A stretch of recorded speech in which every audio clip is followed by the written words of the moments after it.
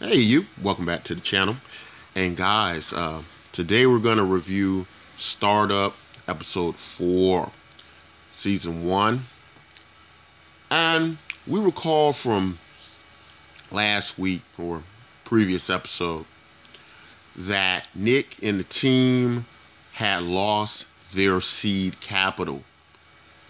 It was illegal money. It didn't belong to them. We got to see Nick's father return, explain that they need to get that money back or they were going to prison. So they were pretty much left with no money besides Ronald's initial investment of $300,000. But we also got to see an interesting character that Nick was trying to get on their side, trying to get to invest in GenCoin. And his original approach to this investor didn't work well. It came off like a charity case. We know that Nick initially had a plan to help third world countries, help people in the Sudan, help, the micropayment system, to help people who didn't have bank accounts, help move money to those who didn't have it. But, in the world of investment, some investors are geared to just making money, and it's no exception in this case. And so we got to see Nick turn things around, actually secure $1.5 million, but by taking a different approach where his vision is just to make money. He doesn't care about third world countries. He doesn't care about the less fortunate. And my guess is Nick does still care about those things, but what he's doing is he's found out this is the angle he needs to take to get the money that is needed to do what he needs to do. Now, interesting enough, the character here we see came from one of my favorite TV shows, Seinfeld. He played Norm, I believe, and he was in quite a bit of Seinfeld episodes. But he plays the big investor, in this case. That is looks like it's the last chance for GenCoin to secure money in the time frame they're looking for, and he delivers that $1.5 million. Over to Nick, and Nick's giving him his best pitch, and it works. Obviously this has made Izzy very happy, and there's a big celebration with Nick and Izzy. And I'm starting to see, although Nick has a fiance or girlfriend, I kind of see a triangle shaping up, and Izzy is at this point single. There seems to be a relationship dynamic between these two that are forming, and I think that due to their common interests over time, that's gonna come closer together. So there may be a triangle with Izzy and his his now present girlfriend or fiance. And so, what also I found very interesting about this week's episode is Agent Rask and the relationship between him and his new partner.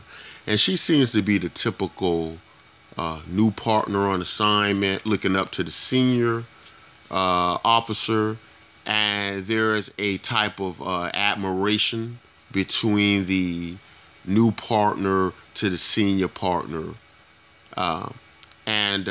So the relationship with them quickly gains and becomes a romantic one. Now, I found that, very interesting. I was looking at things like, well, okay, I kind of could see how this could happen, but I didn't think it would happen that fast. So I was kind of like, what's going on? How are they just jumping the gun so soon? And then we obviously got to see what was going on, because we get to see in a very crazy scene how quickly things escalate between Agent Raz, his partner, and his relationship with last week's hacker. You know, he's basically using last week's hacker to hack into GenCoin, find out what's going on with them, and we, you know, in an effort to try to steal this money and get access to this money. But throughout this process, the you know, obviously his partner is sees what's going on as they're visited by the hacker. Hacker's unaware of what's going on, and she remembers the hacker from last week's you know, case when he was busted. And so the bag's pretty much out, and Agent Rask is, you know, now seen to be this dirty cop, and he's trying his best you know, he's trying his best to control the situation. You know, he's hoping that he can maybe use their relationship at this point, as it's become a romantic one, to try to calm those waters, try to pull her over to his side, but it's not working. She's not a dirty cop. She's not going to be a dirty cop. She's leaving there. He won't let her leave. Now, I don't know exactly what her intentions were at this point. It seems like the intentions are she's going to be a good cop and have to report this, and everybody's going down. Because, you know, as we got to see, and it just a very you know, unbelievable scene. We get the hacker with a baseball bat, and he strikes her on the back of the head, and I'm pretty sure she's dead. And so Agent Raz's life has dramatically changed in a very short period of time, from trying to be a dirty cop on the take to now being part of a murder situation. And it's just, you know, everything's just moving so fast for him. You can tell in the scene he wants to do something to the hacker, but he can't now, because him and the hacker are so intertwined together that if he does, you know, he can't take this hacker down without taking himself down. So now he's stuck in a situation where he didn't want the hacker to do it. Hacker did it. Now they possibly got a dead body. There was nothing that can be done. And so Agent Raz's life is just spinning out of control now.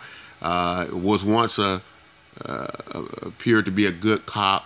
Now it's going bad cop. Now has crossed the Rubicon, for lack of a better word. Can't return. It's too far gone now. And Ronald's, you know, what's going on. I thought there would be a lot of interesting thing in a relationship between him and his son, and it's very interesting to watch, because Ronald was basically looking at himself, you know, years ago, not wanting that for his son, but his son is so much like he was in an earlier version of himself that it can't be controlled. That his son's now pretty much of the Haitian gangs, and you know, basically ready to go to war with them, ready to live that life, doing everything necessary. And it's a type of rebellion against his father too, you know, saying that, you know, how can you try to tell me that I shouldn't do this and you're doing it? So it's not working well.